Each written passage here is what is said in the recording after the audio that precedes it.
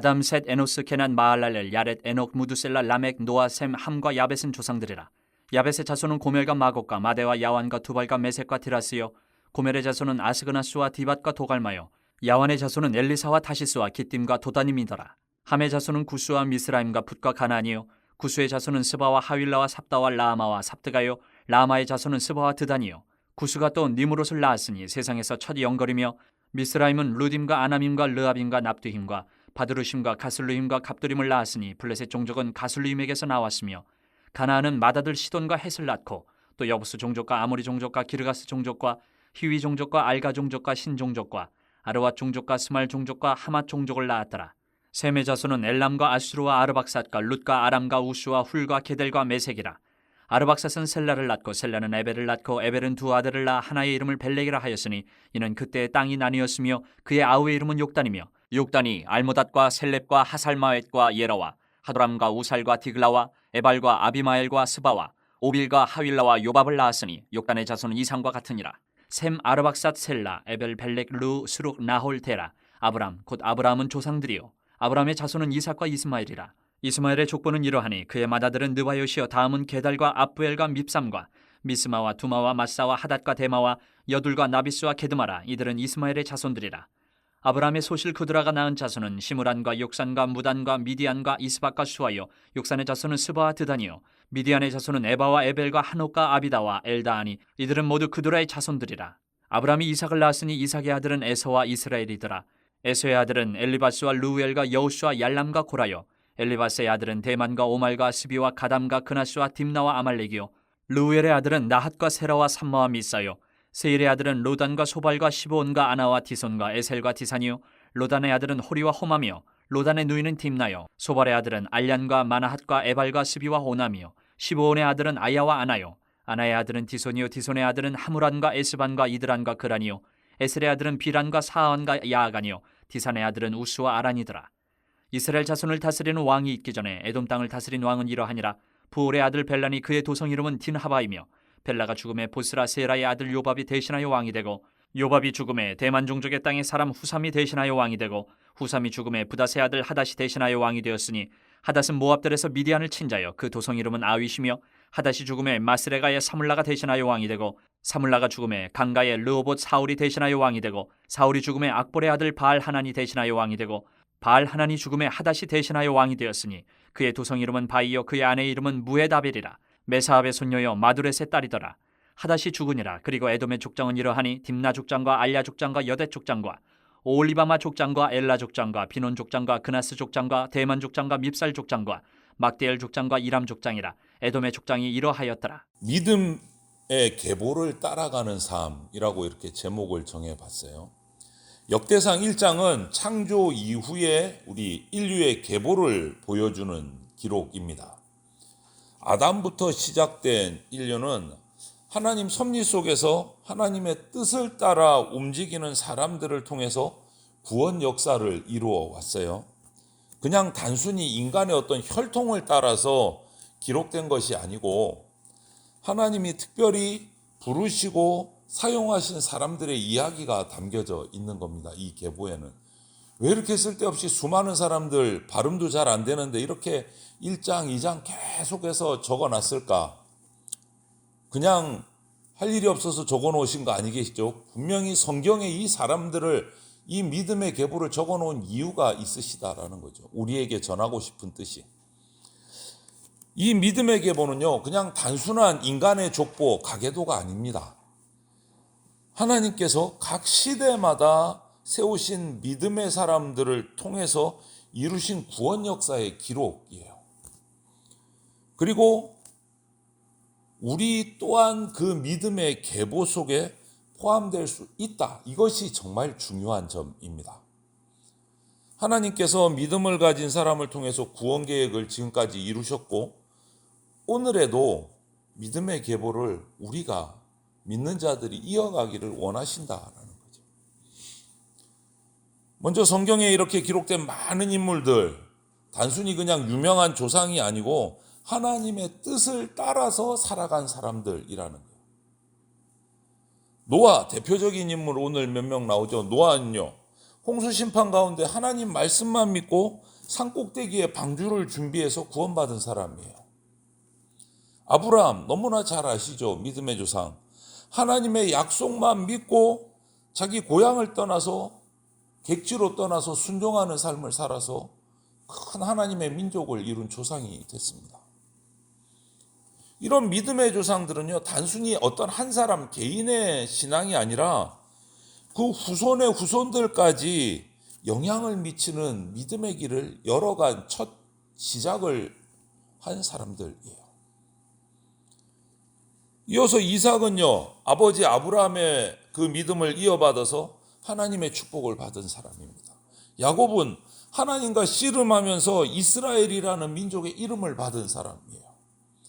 그 이후로 다윗, 솔로몬 또 그 외의 여러 선지자들, 하나님의 구원의 계보가 이들을 통해서 계속 이어져 내려왔습니다. 결국 예수 그리스도를 통해서 완전한 구원이 이루어져요. 그 계보가 믿음의 사람들의 구원의 계보인 거예요. 오늘날도 우리도 이 믿음의 계보에 속할 수 있다, 포함 될 수 있다라는, 혈통으로 이어지는 것이 아니기 때문에 믿음으로 하나님께 속한 자가 돼서 그 믿음의 계보를 이어가는 겁니다. 하나님은 우리를 이 믿음의 계보로 초청을 하시는 거예요. 우리 삶이 하나님 앞에서 정말 신실하게 살아갈 때 우리 믿음의 유산을 또 우리 다음 세대에 전수할 때 이 믿음의 계보가 이어져 가는 겁니다. 이 믿음의 계보 안에 속한다, 포함된다라는 것은 단순히 내가 그냥 교회 생활한다, 이게 아니에요. 하나님께서 주신 말씀을 믿고 순종하고 내 삶 속에서 그 믿음을 실천하는 거예요. 우리가 어떻게 살아가느냐에 따라서 우리 다음 세대, 미래 세대에 전해지는 그 신앙의 계보가 되느냐, 이어져 가느냐, 그렇지 않느냐가 정해져요. 그러면 우리가 이렇게 믿음의 계보를 이어가기 위해서는 구체적으로 어떻게 살아야 되느냐? 이 계보에 나와 있는 인물들의 삶들을 뒤쫓아 가보면 그 첫 번째 믿음의 계보를 이어가는 삶의 모습은 말씀 중심으로 살아갔어요. 말씀 중심으로. 믿음은 하나님 말씀을 통해서 자라갑니다.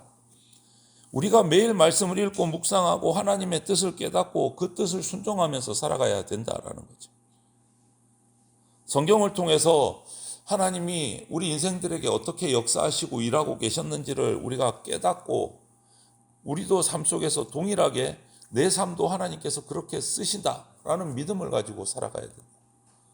또 두 번째는 이 믿음의 계보에 등장하는 인물들은요, 순종의 삶을 살았어요. 말씀 중심으로 순종의 삶.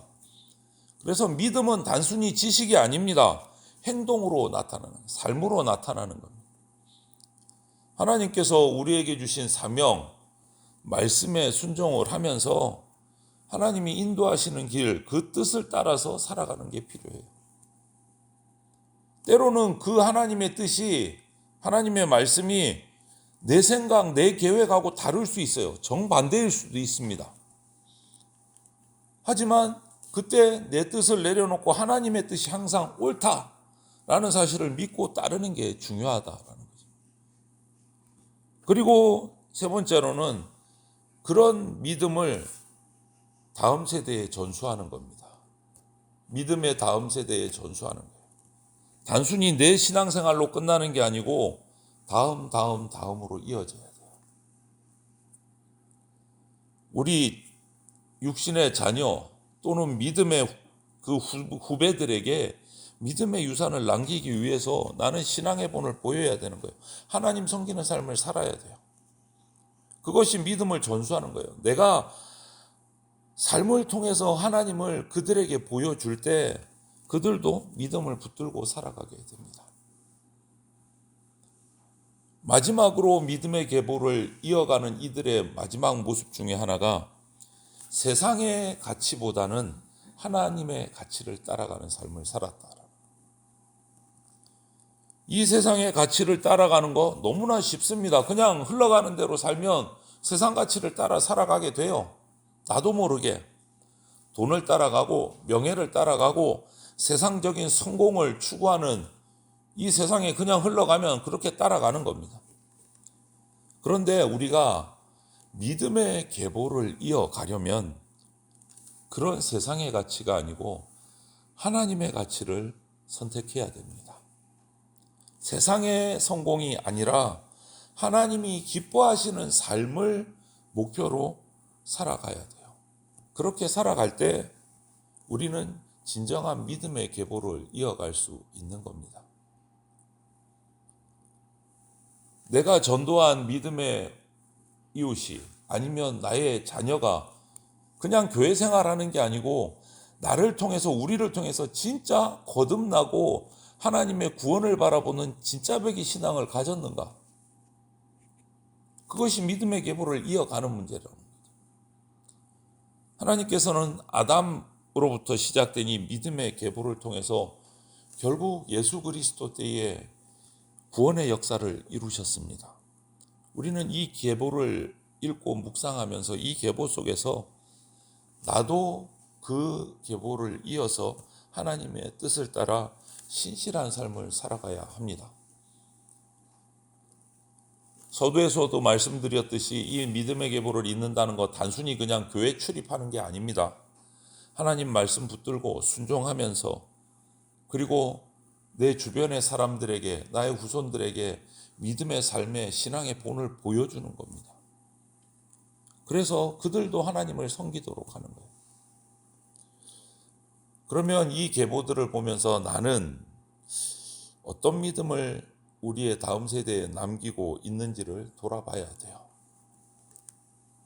이 계보를 우리 2장에서도 또 묵상을 계속 이어갈 텐데 제대로 남기는 인물도 있고 그렇지 못한 인물들도 등장을 합니다. 이 계보들을 살피면서 나는 믿음의 조상들처럼 하나님께 순종하고 하나님 주신 말씀을 제대로 붙들고 살아가서 이 믿음의 계보를 잘 이어가고 있는가? 우리가 묵상하시기를 바라고 저와 여러분의 계보가 믿음이 실패한 계보가 아니라 믿음의 전술을 성공한 그러한 계보로 이어지기를 주님의 이름으로 축원을 드립니다. 아멘.